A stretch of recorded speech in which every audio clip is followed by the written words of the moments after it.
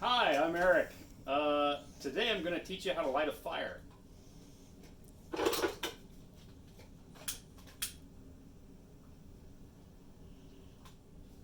Alright, the first thing I suggest you do is get on a nice flannel shirt. Fire can sense your fear, and a flannel shirt is going to give you a little bit of confidence, make you feel like you know who's boss, right? And it's going to know that you're boss, and hopefully it'll behave itself. Alright, next, the hat. You only really need a furry hat if some of your kindling is moist, and you really don't want to risk that stuff burning out on you. You don't want too much smoke. You want it to know that you're boss, right? All right. Next stage, you want to clean out the bottom of your hearth. Okay, that's kind of maybe difficult to see, especially now that we got some smoke here. But if it's been a week or so since you had a fire, I suggest taking it all the way down to the brick. Depending on when and how the design of your fireplace and when it was built, there might be a little trap door in the bottom like mine is. I actually just have an ash chute that goes outside, and I can clean it up from the outside. The next step is then obviously open your flue.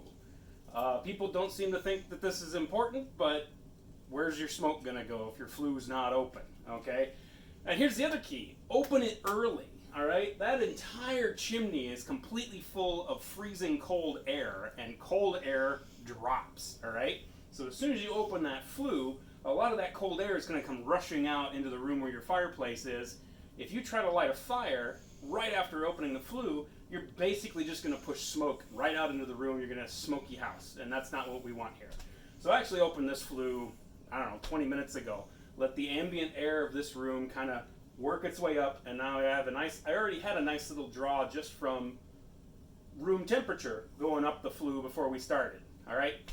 Now I have put together what is called a reverse fire. You get your rack if you've got one. I always pick 3 or 4 of my heaviest logs to put on the very bottom. That's going to be my base layer. All right. And then I do another 3 crossways on top of that, and between the gaps in that, I start feeding in some of my tinder. Dried newspaper, very small twigs, that kind of stuff. And then I have another layer of logs that goes the next way on top of that. And then I've piled it up with a lot of my kindling, which is going to be some of your sticks and twigs, anything from very small all the way up to the size of your thumb, maybe a little bit thicker. And as you can see, we already started. I wanted to get this going on camera. This should start going pretty quickly, and it's gonna burn from the top down. If you do have grating or some sort of an iron chain, you're gonna want to have that out to the side or have that ready to go, because this is gonna start shooting embers out into the room, especially if there's any moisture in your wood or if your kindling is a little bit wet. It has a tendency to pop. All right. Things to consider tool-wise. Obviously, I have a nice little brush. This is what I use to clean up my ash. I have also got a nice set of fire gloves. These are nice. If you don't have tongs, you can reach in really quick and grab a log and reposition it.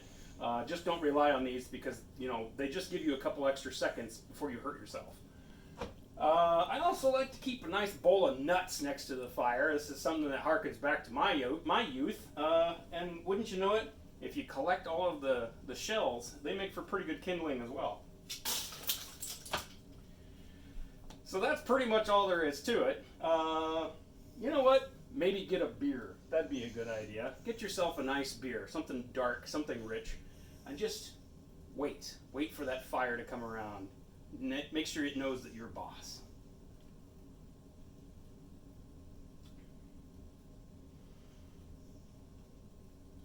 Now I'll just let you guys watch this for a while. A good fire, sometimes they take off right away. Sometimes they kind of fizzle for a little while. Usually I don't have to wait more than about 5 or 6 minutes before I know whether the fire is going to go or not. If it does really just kind of peter out, sometimes I'll get a couple extra little bits of tinder, some more paper towels or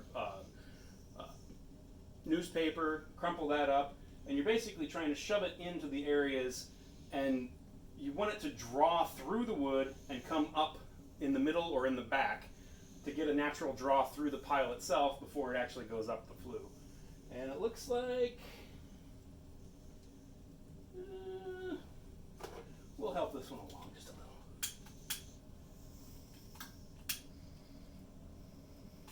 There we go. Basically, when this takes off, the kindling is going to start. The kindling is what gives you the cinder and the small coals that you'll need to get the larger pieces of wood to go. I would let all of this burn down until you get to your base layer, and by then you'll have a significant pile of coals that are going to stay warm for the entire night. And then you can just put on more bits of wood as you need it, you know, especially if you want to be cinematic or, you know, impress somebody. Say, oh, let me put some more wood on the fire, and you should get pretty much instantaneous fire every log you throw on there. And that makes it a nice aesthetic thing for the rest of the night. We've got that whole pile there, plus what I put in here tonight. That'll probably last us for 4 or 5 hours. You know, we usually try to not put any more wood on within the last hour, hour and a half before we want to go to bed. I like to close up the glass doors and basically shut everything down except for the flue before we go to sleep. And then I just set myself a reminder on the phone to close the flue when I get up in the morning. Otherwise the house is going to be damn cold. So there you go. And there my fire doesn't go. You can actually choke out a fire by putting in too much tinder because it blocks the air going in.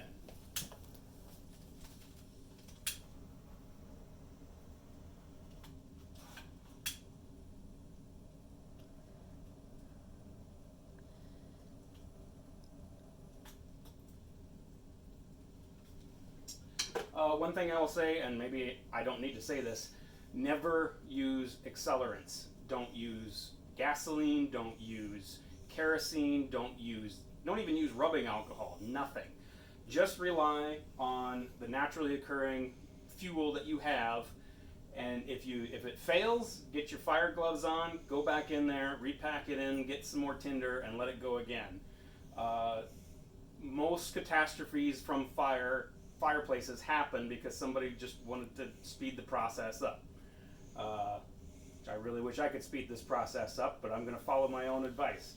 So that's the thing to remember. Enjoy the fire. Thanks for watching. We're back. All right. So it's been about, I don't know, 7 or 8 minutes since we paused the video.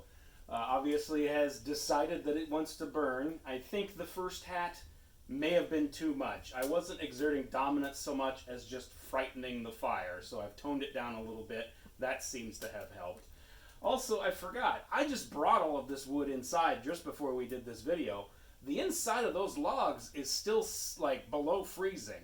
We just had a blizzard today. All of that wood is frozen, you know, and it takes a while for that wood to heat up, and it doesn't really burn until the wood itself is hot. So pretty much all this time we've been rewarming that wood until it would get to the point that it burns. Now I'm very confident at this point everything that's going on right here is looking very nice. We're going to have a nice roaring fire here in another 5 to 10 minutes.